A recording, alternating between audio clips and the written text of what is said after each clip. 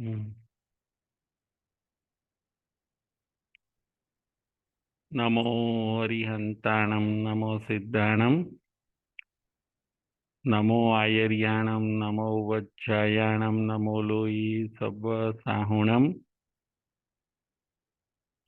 એસો પંચ નમોકારો સબ પાપ પણાસણો મંગલાણમ ચ સભ્યસિમ પડમમ હવૈ મંગલમ પડમમ હવૈ મંગલમ.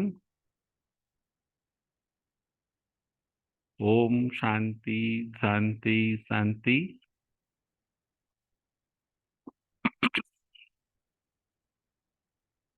પ્રમાણ ભગવાન મહાવીર સ્વામીના ચરણ કમળમાં તથા સદગુરુદેવના ચરણ કમળમાં ઉપકારી સર્વ સંત સતીજીના ચરણ કમળમાં આપણા સૌના અવિરામ કોટી કોટી વંદન.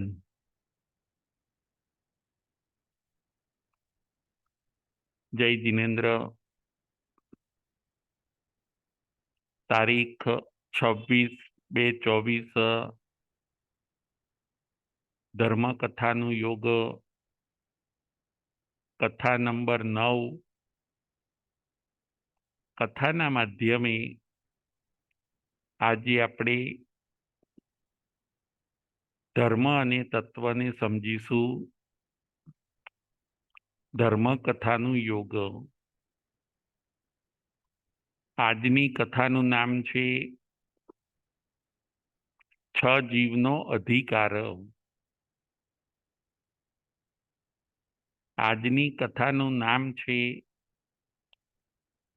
6 જીવનો અધિકાર. 6 જીવ, એની કથા આજે આપણે જોવાની છે. ઇક્ષુકાર નામે નગર હોય છે. ત્યાંના રાજાનું નામ પણ ઇક્ષુકાર રાજા હોય છે. રાજાના નામ ઉપરથી નગર હોય છે, ઇક્ષુકાર નગર. એ નગર દેવલોક જેવું રમણીય હોય છે. એમાં દરેક વ્યક્તિ ખૂબ સમૃદ્ધ હોય છે, ખૂબ સુખી અને સંપન્ન હોય છે. આ નગરનું નામ ઇક્ષુકાર નગર. ત્યાંના રાજાનું નામ ઇક્ષુકાર રાજા. 6 જીવ કયા કયા? તો ઇક્ષુકાર રાજા, તેમની રાણી કમલાવતી, એ નગરના રાજપુરોહિત ભૃગુ, તેમની પત્ની યશા અને એ ભૃગુ પુરોહિતના 2 દીકરા દેવભદ્ર અને યશોભદ્ર. આ થયા 6 જીવ. ફરીથી 6 જીવ કયા? ઇક્ષુકાર રાજા, કમલાવતી રાણી, ભૃગુ પુરોહિત, તેમની પત્ની યશા અને તેમના 2 પુત્ર દેવભદ્ર અને યશોભદ્ર. 6 જીવનો અધિકાર. આજની આપણી કથા છે 6 જીવ. એ 6 જીવ કોણ હોય છે? શું કર્યું? પોતાના આત્માનું કલ્યાણ કેવી રીતે કર્યું અને કેવી રીતે મોક્ષે ગયા, એ આજની કથાની અંદર આપણે જોવાનું છે. 6 જીવની કથા. 6 જીવનો અધિકાર. આ ઇક્ષુકાર રાજા એ પણ ખૂબ ન્યાયી રાજા હોય છે, પરોપકારી રાજા હોય છે. એનાથી પણ આગળ એની કીર્તિ ચારે બાજુ ફેલાયેલી હોય છે. એ રાજાને સુલક્ષણા કમલાવતી નામે રાણી હોય છે. રાજા, રાણી અને પ્રજા બધા ખૂબ સુખી સંપન્ન હોય છે. આ રાજાના ત્યાં એક રાજપુરોહિત હોય છે. એ રાજપુરોહિતનું નામ ભૃગુ. ભૃગુ નામે રાજપુરોહિત. રાજાનો બધો વહીવટ સંભાળે. રાજાના ત્યાં ખૂબ આદર સાથે એમને પદવી આપવામાં આવી હોય છે, રાજપુરોહિતની. રાજાના ત્યાં બ્રાહ્મણ. એ બ્રાહ્મણ રાજપુરોહિતની પદવીથી પોતાનું કાર્ય, રાજભારનું કાર્ય સંભાળતા હોય છે. ભૃગુ નામે પુરોહિત. રાજાને એમનાથી ખૂબ સંતોષ હોય છે. એ રાજપુરોહિત પણ ખૂબ સુખી અને સંપન્ન બ્રાહ્મણ હોય છે. તેમની પત્નીનું નામ યશા. કોઈ જાતનું દુઃખ નથી, પરંતુ એક વાતનું દુઃખ છે કે બ્રાહ્મણ અને એમની પત્ની, એમને કોઈ સંતાન હોતું નથી. એ એક વાતનું દુઃખ હોય છે. ભૃગુ પુરોહિત અને યશા ખૂબ ચિંતામાં રહ્યા કરે કે અમારા પરિવારમાં કોઈ બાળક નથી. બંને જણને એકલા લાગતું. ઘણો બધો સમય વીતી ગયો, પરંતુ આ દંપતી બાળક વગરના હોય છે. પથ્થર એટલા દેવ કરે છે. ઘણા બધા દેવદેવીની એ પોતે માનતા રાખે, અમારા ત્યાં બાળક થાય તો સારું. રાજપુરોહિત ભૃગુ અને એમની પત્ની યશા, અને એકવાર એવું બને છે કે કોઈક દેવ એમને મળે છે. બે દેવ એમને મળે છે. એમના પર પ્રસન્ન થાય છે, એમની સાથે વાર્તાલાપ કરે છે. ભૃગુ પુરોહિત અને યશા કહે છે કે અમારે બાળક નથી એનું અમને દુઃખ છે. અમારા નસીબમાં બાળક છે કે નહીં. બે દેવને આ દંપતી પૂછે છે. બંને દેવ કહે છે કે તમારે એક નહીં પરંતુ બે બાળક થશે. તમારી મોટી ઉંમરે તમને બે સંતાનની પ્રાપ્તિ થશે. ચોક્કસ તમારા નસીબમાં બાળક છે. એક નહીં પરંતુ બે પુત્ર રત્નની તમને પ્રાપ્તિ થશે. આ સાંભળીને ભૃગુ પુરોહિત અને એની પત્ની યશા રાજી રાજી થઈ જાય છે.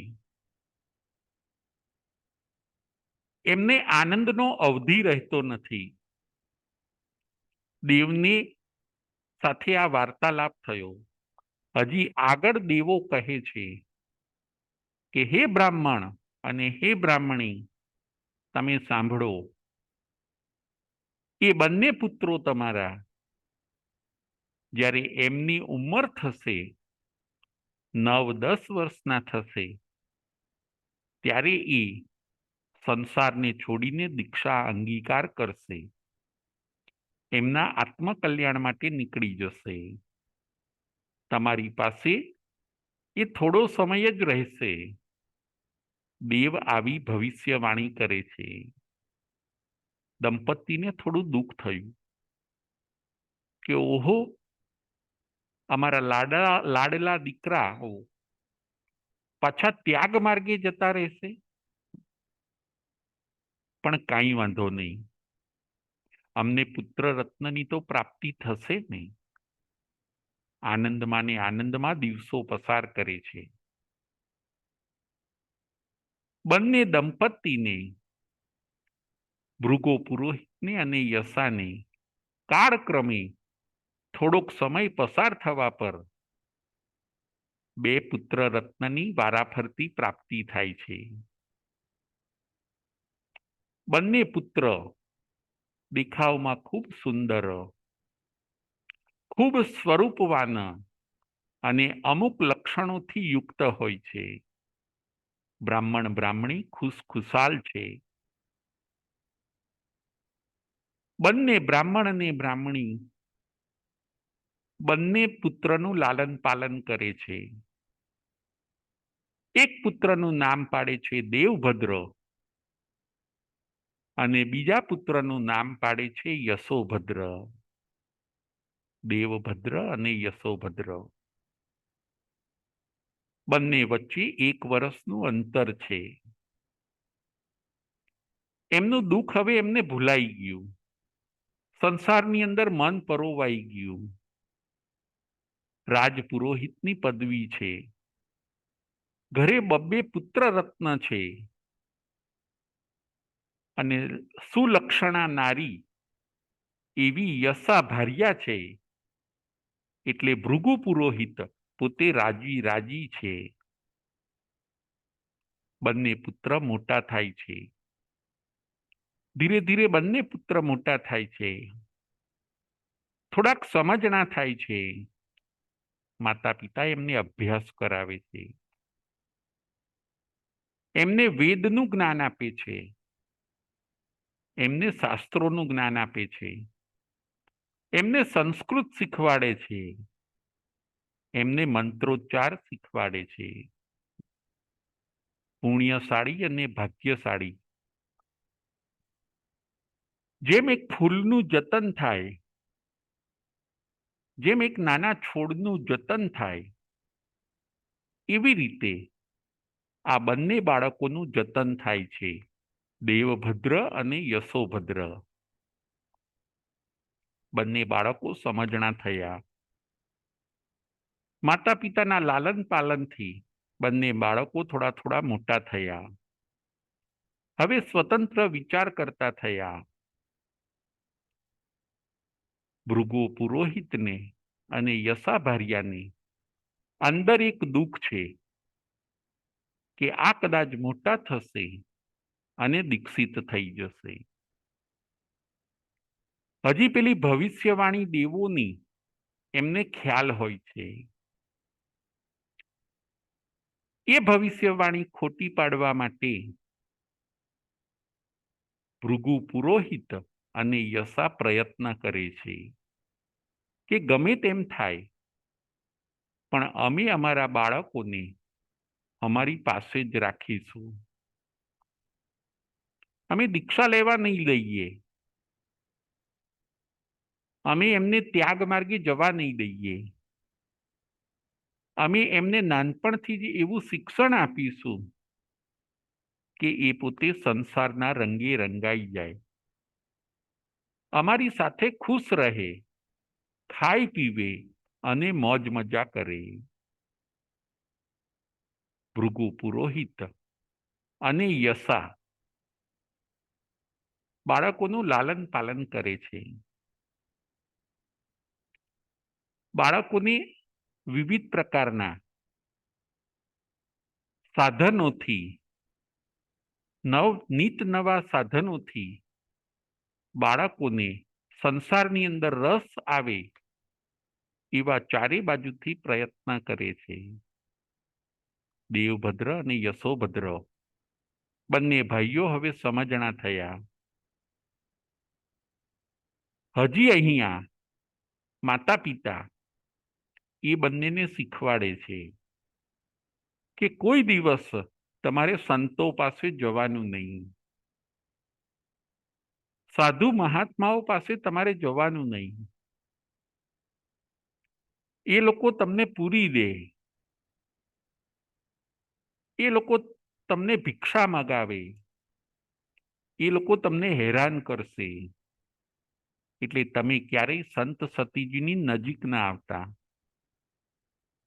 સંત સતીજીને તમે જોવો તો તમારે દૂર ભાગી જવાનું. એ બોલાવે તો એમની પાસે જવાનું નહીં. એ આવતા હોય તો તમારે રસ્તો બદલી નાખવાનો. એ તમને દુઃખ આપશે, એ તમને પકડીને લઈ જશે. આવી રીતે બાળકોને રોજ ભડકાવે, બાળકોને આવું શીખવાડે કે સંતો પાસે તમારે જવાનું નહીં. કારણ કે માતા પિતાને રાગ છે કે કદાચ આ છોકરાઓને સત્સંગ લાગશે અને ત્યાગ માર્ગે જો જતા રહેશે તો અમે બંને પતિ પત્ની એકલા થઈ જઈશું. આ ડરના કારણે, આ ભયના કારણે માતા પિતા હંમેશા એવું શિક્ષણ આપે કે સંતોની નજીક તમારે જવાનું નહીં. એ તમને હેરાન પરેશાન કરી દેશે, એ તમને રૂમની અંદર પૂરી દેશે. બાળકોને મગજમાં આ ફીટ બેસી ગયું. દેવભદ્ર અને યશોભદ્રને આ વાત મગજમાં બેસી ગઈ. ક્યાંય પણ સંતોને જોવે તો એ સંતાઈ જતા. ક્યાંય પણ સંત મહાત્મા કે સતીજીઓને જોવે તો દેવભદ્ર યશોભદ્ર રસ્તો બદલી નાખતા. કારણ કે મગજમાં એવી છાપ ઊભી થઈ છે. સંતો પ્રત્યે એમને ધૃણાનો ભાવ છે. કેમ કે માતા પિતાએ એવું શીખવાડ્યું છે. માતા પિતાને પુત્રોનો સ્નેહ હોય છે, માતા પિતાને પુત્રોનો રાગ હોય છે. એટલે આવું શીખવાડ્યું હોય છે. પરંતુ આ દેવભદ્ર અને યશોભદ્ર સંત અને સતીજીથી ભાગતા ફરે, નજીક આવે નહીં. પરંતુ લખ્યું લલાટે મિથ્યા ન થાતું. નિયતિમાં જે હોય છે એ બને છે. વિધાતાએ જે લખ્યું હોય છે એ લેખમાં કોઈ મેઘ મારનાર નથી, અને એવું જ બને છે. એકવાર આ દેવભદ્ર અને યશોભદ્ર બંને બાળકો બહાર રમતા હોય છે, ગામની બહાર રમતા હોય છે. અને નગરની બહાર એ લોકો રમતા હોય છે. અને રમતા રમતા એમણે જોયું કે નગરમાંથી અમુક સંતો ગોચરી વહોરીને બહાર આવે છે. સંતો નગરમાંથી બહાર આવે છે. દેવભદ્ર યશોભદ્ર બહાર છે નગરની. એમણે જોયું જવાનો રસ્તો એક છે, ભાગવું ક્યાં? સંતો ગોચરી લઈને નગરની બહાર નીકળતા હોય છે. અંદર જવાય એવું નથી. દેવભદ્ર યશોભદ્ર વિચારે છે કે ક્યાંક સંતાઈ જઈએ. હજી સંતો દૂર છે, અમને બોલાવે, અમારી પાસે આવે એ પહેલા અમે સંતાઈ જઈએ. દેવભદ્ર યશોભદ્ર જગ્યા શોધે છે સંતાવાની. જુઓ, 9 અને 10 વર્ષના બે બાળકો.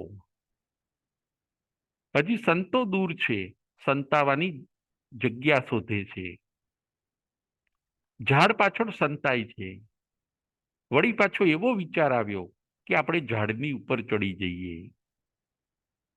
બંને બાળકો દેવભદ્ર અને યશોભદ્ર ઝાડની ઉપર ચડી જાય છે. ડાળી ઉપર બેસે છે કે હમણાં નીચેથી સંતો પસાર થઈ જાય પછી આપણે નીચે ઉતરીશું. બંને બાળકોનો ભાવ એવો છે કે આપણે ઝાડ ઉપર સલામત છીએ.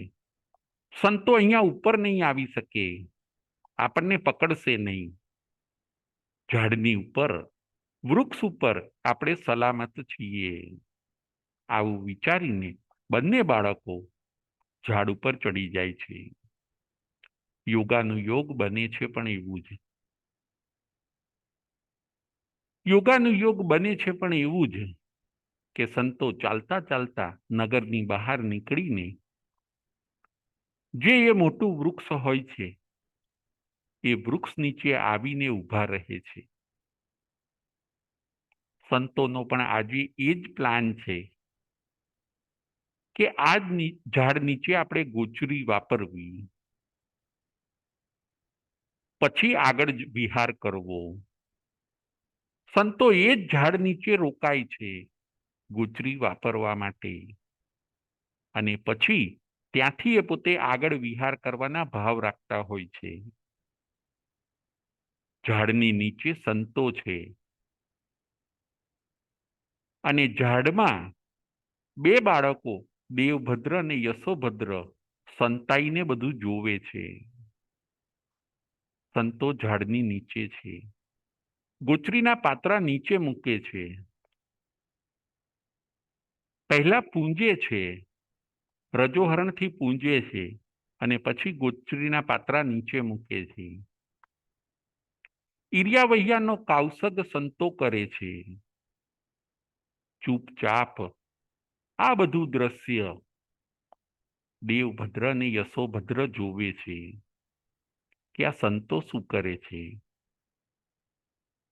સંતોનો કાવસક પૂરો થઈ ગયો, ઈર્યાવૈયાનો કાવસક પૂરો થયો. સંતોએ ગુચરીના પાત્રા ખોલ્યા.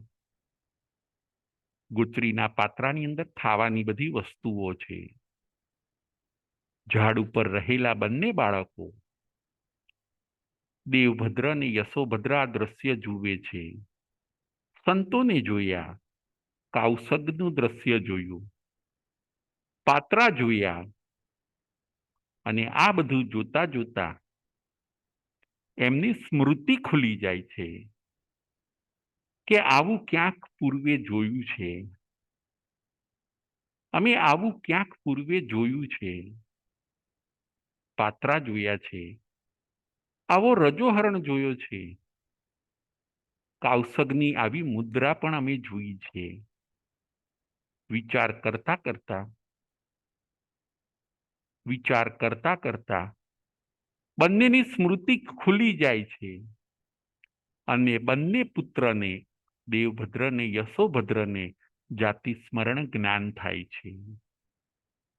ઝાડની ડાળી ઉપર બેઠા બેઠા બંનેને જાતિ સ્મરણ જ્ઞાન થાય છે કે પૂર્વે અમે આ બધું પાળ્યું છે, પૂર્વે અમે જે સંયમ અને તપ લીધો તો એ આ જ વસ્તુ છે. ગયા જન્મમાં પણ આ બંને પુત્રોએ સંયમ પાળ્યો હોય છે, ત્યાંથી દેવલોકમાં ગયા હોય છે અને દેવલોકમાંથી આજે ભૃગુ પુરોહિતના ત્યાં એમનો જન્મ થયો હોય છે. ક્રિયાઓ પાક્કી હોય છે, ભાવ પાક્કા હોય છે, જેથી આજે સ્મૃતિ પટ ઉપર બધું આવી ગયું. આવો જ સંયમ અમે પાડ્યો છે. આ આત્મકલ્યાણનો રસ્તો છે, આમાં કંઈ ખોટું નથી. આ સંતો એ તો સદગુરુ છે, સંતો એ તો તારણહાર છે, સંતો એ તો આ સંસાર સમુદ્રથી ઉગારનાર છે. આવું બધું એમના મનમાં મનોમંથન ચાલે છે. આપણે પણ પૂર્વે આવી જ દીક્ષા પાડી છે. દીક્ષા તો આત્મકલ્યાણનો રસ્તો છે. બધું સમજાઈ ગયું. ઝાડની ડાળી ઉપર બેઠેલા બંને બાળકોને આ બધું સમજાઈ ગયું. બંને બાળકો નીચે ઉતરે છે, ઝાડ ઉપરથી નીચે ઉતરે છે અને સંતોને વંદન અને નમસ્કાર કરે છે.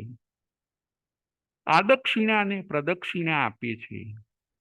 કે હે પ્રભુ, આજે આપના દર્શનથી અમે ધન્ય ધન્ય બની ગયા. આજે આપના પાવન દર્શનથી અમારું કલ્યાણ થઈ ગયું. અમે અમારા માતા પિતા પાસે જઈએ છીએ. અમારે પણ દીક્ષા લેવી છે. જે અમારું અધૂરું કામ છે એ અમારે પૂરું કરવું છે. બંને બાળકો સંતોને કહે છે. સંતો કહે છે શુભસ્ય શીઘ્રમ. જો જે શુભ કામ કરવું હોય તો એમાં ઉતાવળ કરો. શુભ કામમાં તમે ઢીલ ન કરો. સારા કામની અંદર તમે ઢીલ ન કરો. બંને બાળકો સંતોના દર્શન કરીને, ચરણ સ્પર્શ કરીને હવે ઘરે આવે છે. ભવિષ્યવાણી આજે સાચી પડી. બંને બાળકો આજે પ્રતિબોધ પામ્યા.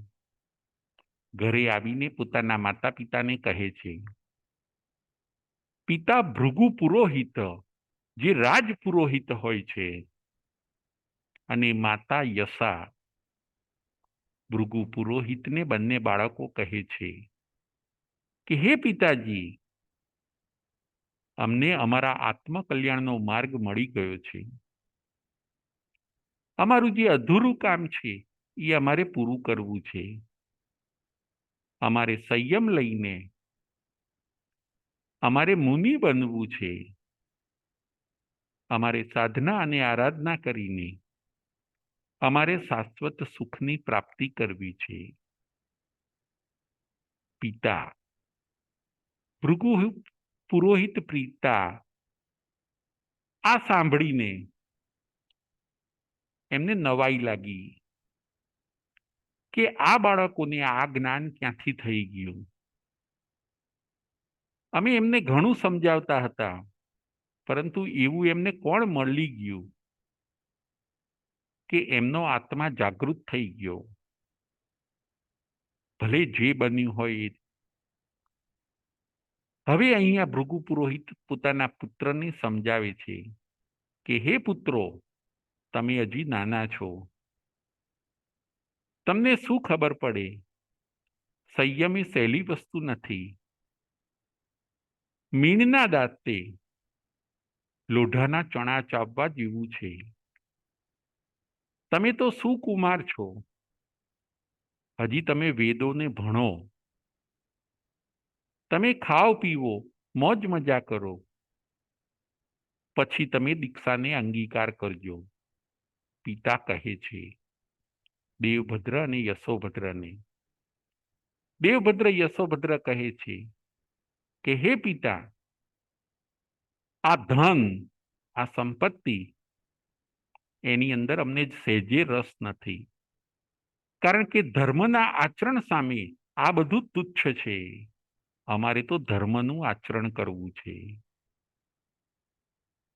પિતા હજી આગળ કહે છે કે ધન માટે તો દુનિયા કેટલી મહેનત કરે છે.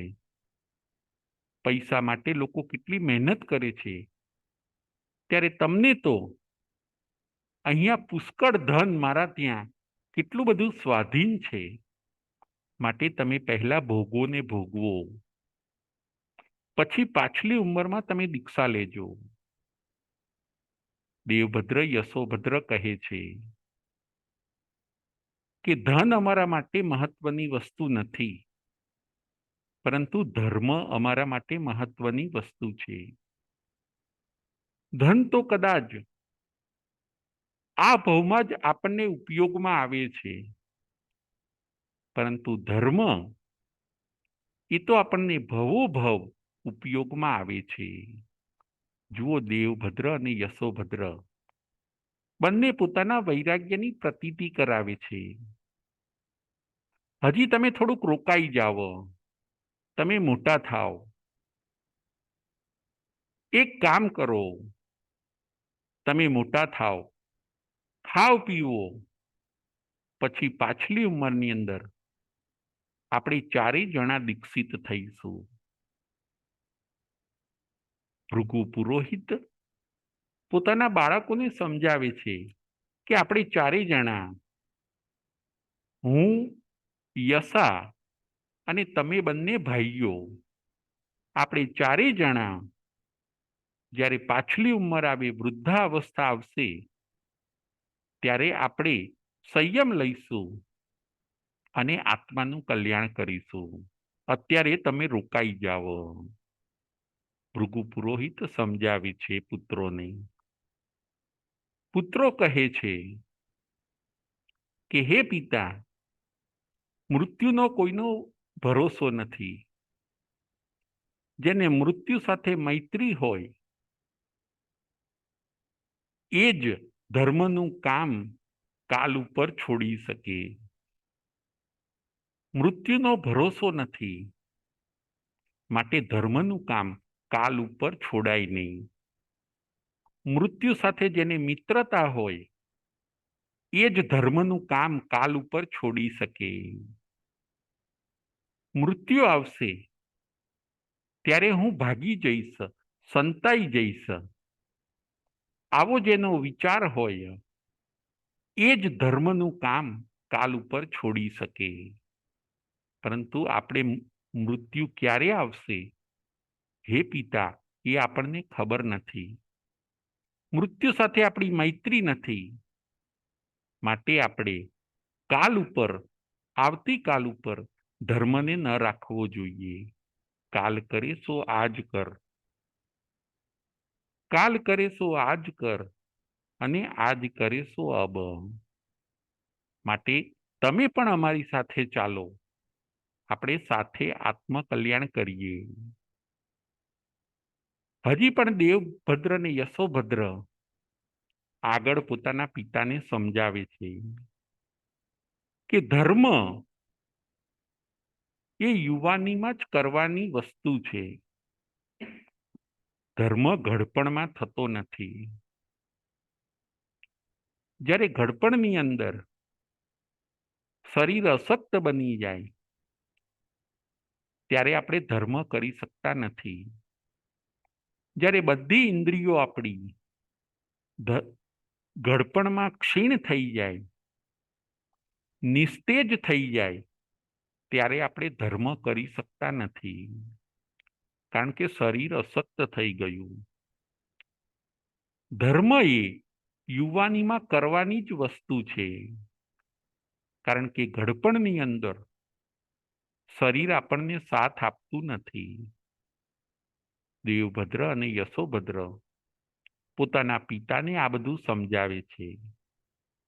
આપણને ઘણીવાર પ્રશ્ન થાય કે નાના 9 અને 10 વર્ષના પુત્રોને આવું જ્ઞાન ક્યાંથી હોઈ શકે?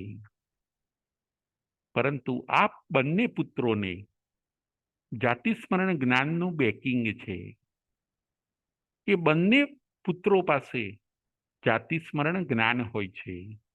એના માધ્યમે એમને ખબર હોય છે કે ધર્મ એટલે શું છે, સંયમ એટલે શું છે, શાશ્વત સુખ કયું છે. આ બધું જ્ઞાન આ બંને નાના બાળકોને હોય છે. એકની ઉંમર 9 વર્ષની અને એકની ઉંમર 10 વર્ષની. માટે હે પિતા, આપણે ધર્મના કામમાં ઢીલ ન કરવી જોઈએ. અજેવ ધમ્મમ પડિવજ્જયામો, અમે તો આજે જ ધર્મને અંગીકાર કરીશું. આપ અમને રજા આપો, અથવા તો આપ પણ અમારી સાથે ચાલો. જ્યારે દેવભદ્ર અને યશોભદ્રના આવા મક્કમ વિચારો જોયા ત્યારે હવે પિતા ઢીલા પડી ગયા. પિતા ભૃગુ પુરોહિત હવે ભાંગી પડ્યા. એમને એમ થઈ ગયું કે બંને પુત્રો હવે એમના વૈરાગ્યમાં પાક્કા છે. બંને પુત્રોએ એમને વૈરાગ્યની પ્રતીતિ બરાબર કરાવી. હવે આમાં પાછી પાની એ લોકો કરે એવું નથી. પિતા પોતે ભાંગી જાય છે. ભૃગુ પુરોહિત ને એમ થઈ ગયું કે હવે આ મારા બંને પુત્રો ઉડી જશે. બંને પુત્રો ત્યાગ માર્ગે જશે અને પોતાના આત્માનું કલ્યાણ કરશે. હું અને મારી પત્ની યશા એકલા થઈ જઈશું. થોડી વાર તો એ ભાંગી પડે છે, પણ એ પણ પોતે રાજપુરોહિત હોય છે, બુદ્ધિશાળી હોય છે. તરત જ વિચાર કરે છે કે માર્ગ તો આ જ સાચો છે. માર્ગ તો આ જ સાચો છે. મારા બંને બાળકો કુમાર વયમાં જો આ માર્ગે જતા હોય તો હું તો આ સંસારમાં ઘણું રહ્યો છું. મેં તો ઘણું ખાધું પીધું છે, માટે મારે પણ હવે ત્યાગ માર્ગે જવું જોઈએ. ભૃગુ પુરોહિત આવું વિચારે છે કે હું પણ હવે ત્યાગ માર્ગે જઉં. ભૃગુ પુરોહિતને પણ એમ થયું કે જો પુત્રો ઘરમાં ન હોય તો આપણને ગમે નહીં. જેમ કોઈ વૃક્ષ હોય, એ વૃક્ષને જો ડાળા ન હોય, ડાળીઓ ન હોય, તો એ વૃક્ષ ઠૂંઠું લાગે છે. એ મારા ઘરની અંદર જો આ બંને બાળકો હશે નહીં તો મારું રહેવું પણ વ્યર્થ છે. મારી દશા કેવી થશે? મારા બંને પુત્રો જો જતા રહેશે તો મારી દશા પેલા પાંખ વગરના પક્ષીઓ જેવી થશે. માટે શ્રેષ્ઠ એ જ છે કે મને જો મારા પુત્રો ઉપર પ્રેમ હોય તો મારે પણ એમની સાથે દીક્ષિત થવું જોઈએ. ભૃગુ પુરોહિત પણ વૈરાગ્યના ભાવ કરે છે અને મનથી નિર્ધાર કરે છે કે હું પણ બંને સંતાનોની સાથે જઉં. હવે ભૃગુ પુરોહિત પોતાની પત્ની યશાને સમજાવે છે કે હે યશા, હું બાળકો સાથે જાઉં છું. તું અહીંયા શાંતિથી રહેજે. જે આપણી મિલકત છે એ બધી સાચવજે, ખાજે પીજે અને ઘરનું તું ધ્યાન રાખજે. ભૃગુ પુરોહિત પોતાની પત્ની યશાને ભલામણ કરે છે. યશા પણ વિચક્ષણ હોય છે. એ પણ વિચારે છે કે તમે જો 3 ન હોવ તો મારે પણ આ સંસારમાં રહીને શું કરવું છે? દીક્ષા એ જ શ્રેયસ્કર છે, આત્મકલ્યાણનો માર્ગ છે. જેમ કોઈ પક્ષી વગર બીજું પક્ષી રહી શકતું નથી, એમ આપ બધા વગર પણ હું એકલી કેવી રીતે રહી શકું? માટે હું પણ આપનો જે રસ્તો છે એ જ રસ્તે આવીશ. યશા પોતે પણ ત્યાગ માર્ગે આવવા માટે તૈયાર થઈ જાય છે. જુઓ, આખું કુટુંબ, 2 પુત્રો અને માતા પિતા, 4 જણ હવે ત્યાગ માર્ગે આવીને દીક્ષા લેવા માટે દીક્ષા અંગીકાર કરવા માટે તૈયાર થાય છે. 6 જીવનો અધિકાર. આજની આપણી કથા છે 6 જીવનો અધિકાર, 6 જીવની વાર્તા. એમાંથી 4 જીવનું આપણે કથાનક જોયું. હજી 2 જીવ બાકી છે. એક ઇક્ષુકાર રાજા અને બીજી કમલાવતી રાણી. 6 જીવનો અધિકાર. 4 જીવ આજે દીક્ષા લેવા માટે તૈયાર થયા છે. ઘણીવાર આપણને પ્રશ્ન થાય કે દીક્ષા એટલે શું? દીક્ષા લેવી કેમ કમ્પલસરી છે? પરંતુ દીક્ષા વગર સાવધ્ય યોગનો ત્યાગ કરી શકાતો નથી. દીક્ષાનું આપણા ત્યાં બહુ મહત્વ છે. જેણે મોક્ષે જવું હોય એણે કમ્પલસરી દીક્ષા લેવી પડે. જેને શાશ્વત સુખ મેળવવું હોય એને દીક્ષા લેવી જ પડે. કારણ કે દીક્ષા લીધા વગર 18 પાપનો ત્યાગ થઈ શકતો નથી. કોઈ કહે હું સંસારમાં રહું અને 18 પાપ ન કરું તો એવું બનવાનું નથી. દીક્ષા જેવી વસ્તુ છે કે જેમાં 18 પાપ છૂટી જાય છે. માટે દીક્ષા શ્રેષ્ઠ છે. પ્રાણાતિપાત, મૃષાવાદ, અદત્તાદાન, મૈથુન, પરિગ્રહ, ક્રોધ, માન, માયા, લોભ, રાગ, દ્વેષ, કલહ, અભ્યાખ્યાન, પૈશુન્ય, પરપરિવાદ, રૈયરઈ, માયામોસો અને મિથ્યા દંસણ સલ્લભ. આ 18 પાપ સ્થાનકને આપણા ત્યાં સાવધ્ય યોગ કીધા.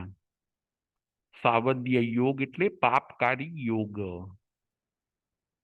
આ 18 પાપ ક્યારે છૂટે છે? જ્યારે વ્યક્તિ સ્વયમેવ દીક્ષા અંગીકાર કરે. તીર્થંકર ભગવંતો પણ દીક્ષાને અંગીકાર કરે છે. ચક્રવર્તીઓ પણ દીક્ષાને અંગીકાર કરે છે. દીક્ષા એટલે સંયમ.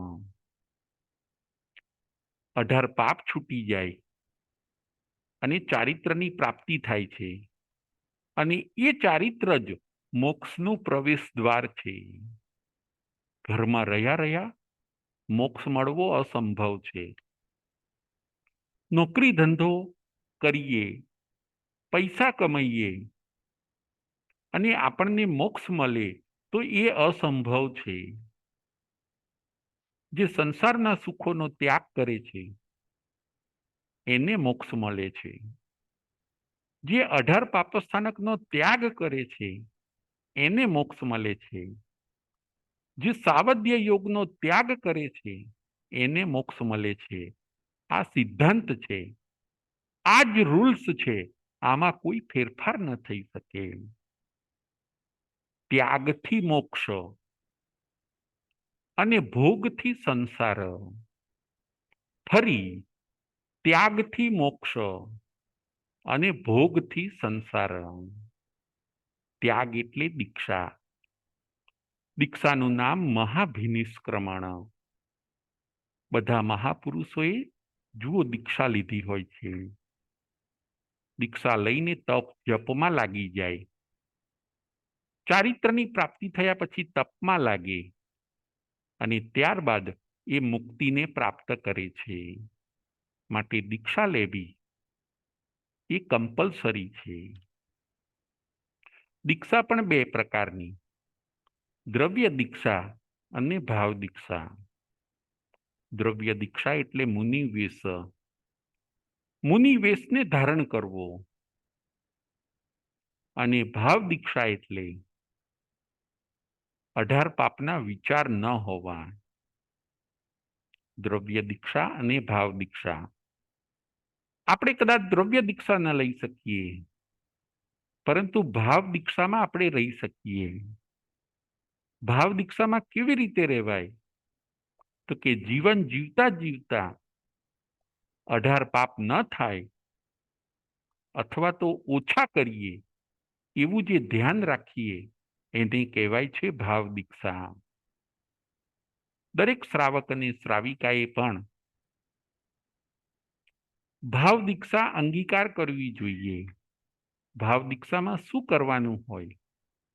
તો કે ભાવ દીક્ષાની અંદર 18 પાપ ન કરવા, ઓછા કરવા, એને કહેવાય છે ભાવ દીક્ષા.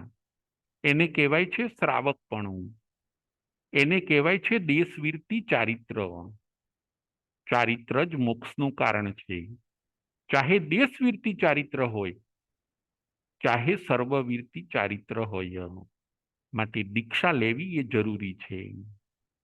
4 આત્માઓ દીક્ષા માટે તૈયાર થઈ ગયા. ભૃગુ પુરોહિત, એમની પત્ની યશા, એમના 2 પુત્ર દેવભદ્ર અને યશોભદ્ર.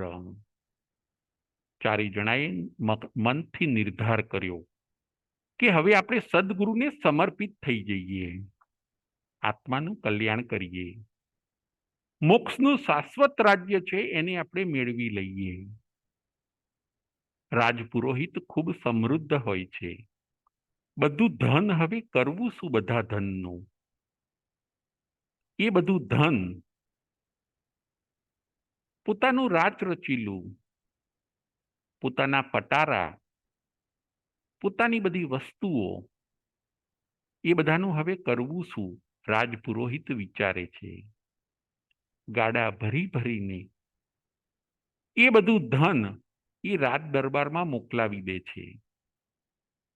આપણા ત્યાં એવો નિયમ છે કે જેનું કોઈ વારસદાર ન હોય એનું ધન રાજાના ત્યાં જાય. માટે આ ભૃગુ પુરોહિત પોતાનું બધું ધન ગાડાઓમાં ભરી ભરીને રાજાના ત્યાં મોકલાવે છે. પોતાનું રાજ રચીલું વાસણ કુસણ, પટારાઓ, પેટીઓ, દાગીનાઓ, બધું ધન રાજાના ત્યાં જાય છે.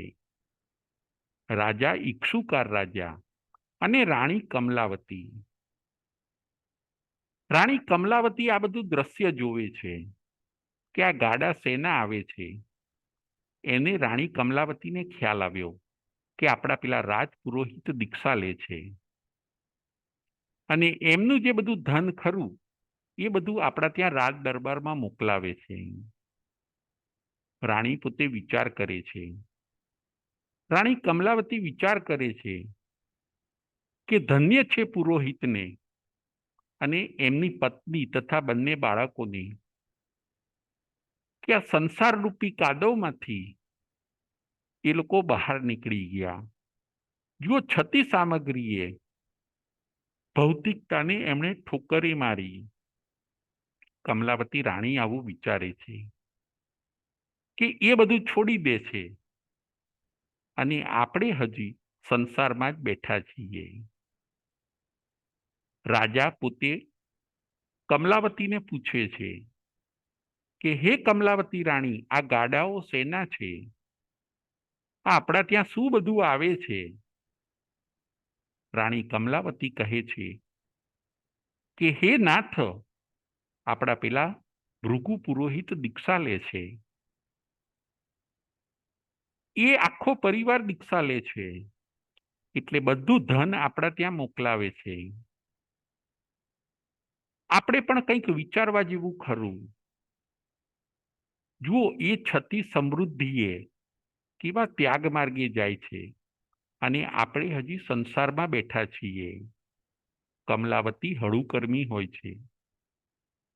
એ પણ રાજાને સમજાવે છે કે ત્યાગ માર્ગ શ્રેષ્ઠ છે. ભોગો તો આપણે દરેક ભાવની અંદર ભોગવ્યા છે. આત્માનું કલ્યાણ ક્યારે કરીશું? ક્યાં સુધી આપણે આ રાજ દરબારની અંદર ખૂંચેલા રહીશું? આપણે પણ કંઈક વિચારવા જેવું ખરું. કમલાવતી રાજાને સમજાવે છે, હે રાજા, જો આપ તૈયાર થાવ તો હું પણ દીક્ષા લેવા તૈયાર થાઉં. હે નાથ, તમે તો સક્ષમ છો. જેમ કોઈ હાથી હોય એ કેમ બધા બંધનોને તોડીને સ્વસ્થાને જાય છે, એમ હે મારા નાથ, તમે તો સક્ષમ છો. હવે આપણા રાજકુમારો રાજ્યભાર સંભાળે એવા થઈ ગયા છે. માટે આપણે આ બંધનોને તોડીને આપણે પણ આત્મકલ્યાણના રસ્તે જવું જોઈએ. આપ કંઈક વિચારો. જે રાત્રિઓ પસાર થાય છે એ પાછી નથી આવતી, પરંતુ જે રાત્રિઓ ધર્મમાં પસાર થાય છે એ જ રાત્રિ અને દિવસ સફળ છે. જે દિવસ અને રાત અધર્મમાં પસાર થાય છે એ નિષ્ફળ છે. માટે આપણે પણ કંઈક વિચારવું જોઈએ. કમલાવતી રાણી રાજાને સમજાવે છે અને રાજા પોતે પણ તૈયાર થાય છે કે આપણે પણ હવે સંસારમાં ઘણું રહ્યા, આપણે પણ હવે આત્મકલ્યાણના રસ્તે જઈએ. રાજા પણ તૈયાર થાય છે, રાણી પણ તૈયાર થાય છે. રાજાનું નામ ઇક્ષુકાર રાજા અને રાણીનું નામ કમલાવતી રાણી. જુઓ, 4 અને 2 6. બ્રાહ્મણનું કુટુંબ એ 4 જણ અને રાજા રાણી એમ 2. 6 જીવો તૈયાર થયા. 6 જીવોએ દીક્ષા લીધી. ત્યાગ માર્ગે આગળ વધે છે. તપ અને જપની અંદર પોતાનું મન પરોવે છે. ખૂબ ઉગ્ર તપ કરે છે અને એવું બને છે કે આ હળુકર્મી આત્માઓ હવે એમની પાસે કર્મનો સ્ટોક ઓછો હોય છે, કારણ કે કર્મની નિર્જરા કરતા કરતા આવ્યા હોય છે.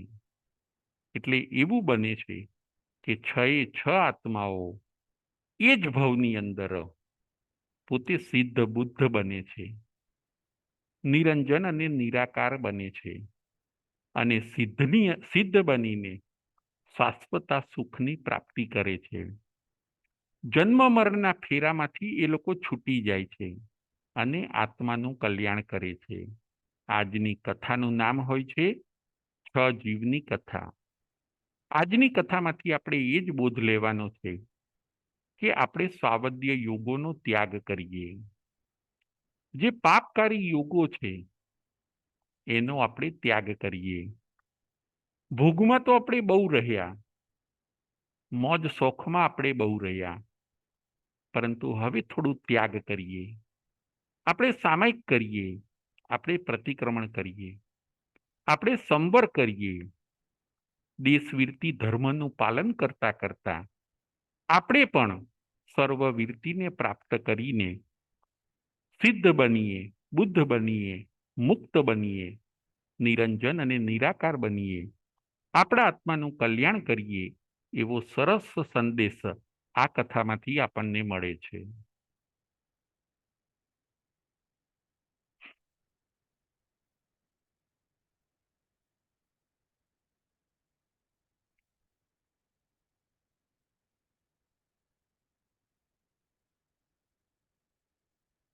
પ્રશ્નોત્તરી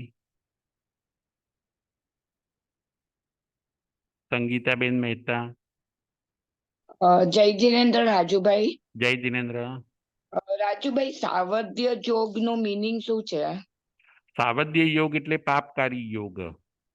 પાપકારી. હા, યોગ કેટલા? 3: મન, વચન અને કાયા. મન, વચન, કાયાને પાપમાં રાખવા એનું નામ છે સાવધ્ય યોગ. અચ્છા. અને એને અશુભમાં રાખવા એ સાવધ્ય યોગ. ઓકે ઓકે, સમજાયું? ઓકે. ઓકે. પ્રદીપભાઈ મહેતા. જય જીનેન્દ્ર રાજુભાઈ. જય જીનેન્દ્ર. ગયા વખતની કથાનો પ્રશ્ન હમણાં હું પૂછી શકું? મારા મનમાં પછી આવ્યો છે. હા, પૂછો, વાંધો નથી, પૂછો. હા, જે હરિકેશી મુનિના શરીરમાં તિંદુક યક્ષ આવીને બધી જે બ્રાહ્મણોની હિંસા ને હત્યા માર્યો બધાને, તો એનું કર્મનો દોષ કોને લાગે? હરિકેશી મુનિને લાગે એમ પાપનો દોષ એમ? બરાબર છે. એમાં છે ને હરિકેશી મુનિને એનો દોષ નથી લાગતો, કારણ કે જે કર્યું એ યક્ષે કર્યું છે પ્રદીપભાઈ.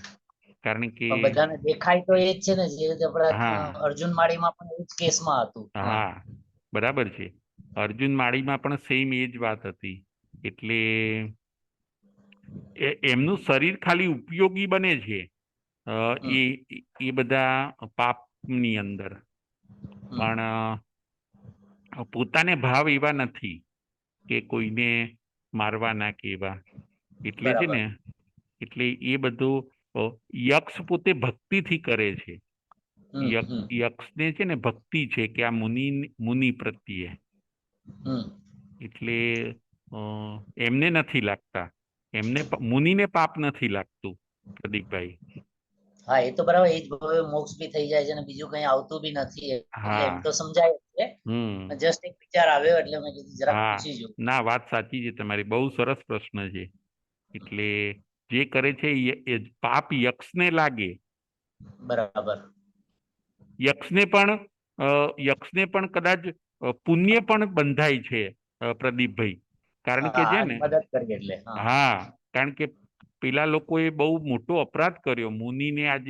મુનિને દંડ કરે છે ને એ લોકો, હા હા એટલે પછી એને એમ થઈ ગયું કે આ હું ચલાવી નહીં લઉં કે એટલે ઓકે મુનિને બચાવે છે, મુનિનું રક્ષણ કરે છે. એટલે એને બરાબર એને કેટલું બધું સારું પુણ્ય પણ બંધાયું હોય પ્રદીપભાઈ. એ દેવ રાઈટ એ દેવ અને કેટલો એને તપસ્વી પ્રત્યે કેટલા સારા ભાવ હતા, ત્યારે એ પોતે સેવામાં રહ્યો હોય છે. બરાબર બરાબર તિંદુક યક્ષ. રાઈટ. ખ્યાલ આવ્યો? થેન્ક યુ હા, થેન્ક યુ થેન્ક જય યુ. જિનેન્દ્ર. જય જિનેન્દ્ર.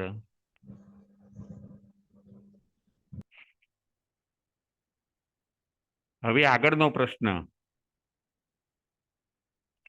6 જીવોના નામ કયા કયા હોય છે?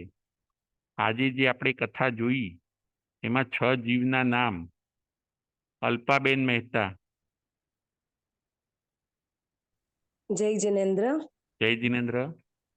જીવમાં પહેલો જીવ ઇક્ષુકાર રાજાનો જીવ છે. બીજો જીવ કમલાવતી રાણીનો જીવ છે. ત્રીજો જીવ રાજપુરોહિત ભૃગુ બ્રાહ્મણનો જીવ છે. ચોથો જીવ એમની પત્ની યશાનો જીવ છે. અને પાંચમો અને છઠ્ઠો એમના 2 દીકરા દેવભદ્ર અને યશોભદ્રના જીવની કથા છે. બહુ સરસ, બહુ સરસ. જય જિનેન્દ્ર.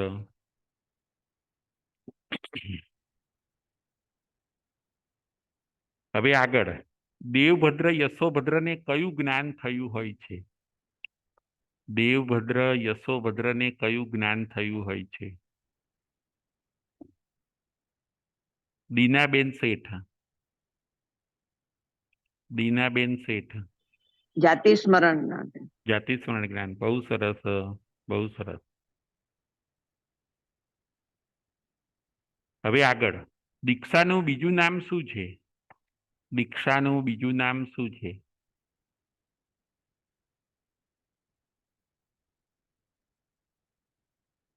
દીક્ષાનું બીજું નામ. સંગીતાબેન મહેતા. સંયમ. બરાબર છે, સંયમ. બહુ સરસ, બહુ સરસ. દીક્ષાનું બીજું નામ સંયમ. હવે આગળ, દીક્ષાના કેટલા પ્રકાર છે? દીક્ષાના કેટલા પ્રકાર છે? દીક્ષાના કેટલા પ્રકાર છે? પ્રદીપભાઈ મહેતા. જય જિનેન્દ્ર. જય જિનેન્દ્ર. દીક્ષાના 2 પ્રકાર છે, દ્રવ્ય દીક્ષા અને ભાવ દીક્ષા. બહુ સરસ, બહુ સરસ. હવે આજની કથાનો સાર, આજની કથામાંથી આપણને શું સમજવા મળ્યું, શું જાણવા મળ્યું? 2 થી 3 લીટીમાં આપને આવડે એટલું. 2 સેન્ટેન્સ, 5 સેન્ટેન્સ. અલ્પાબેન મહેતા. આજની કથામાંથી એવું શીખવા મળ્યું કે આપણે સાવધ્ય યોગોનો ત્યાગ કરવો જોઈએ, મોજ શોખ મૂકી અને સામાયિક પ્રતિક્રમણ સંવર કરવું જોઈએ, દેશવીરતી ધર્મ અપનાવી અને પછી આગળ વધતા સર્વવીરતી પ્રાપ્ત કરી સિદ્ધ બુદ્ધ નિરંજન નિરાકાર બનીને શિવ પદને પ્રાપ્ત કરવાની કોશિશ કરવી જોઈએ. બહુ સરસ, બહુ સરસ. હવે આગળ, સાવધ્ય યોગ એટલે શું? સાવધ્ય યોગ એટલે શું?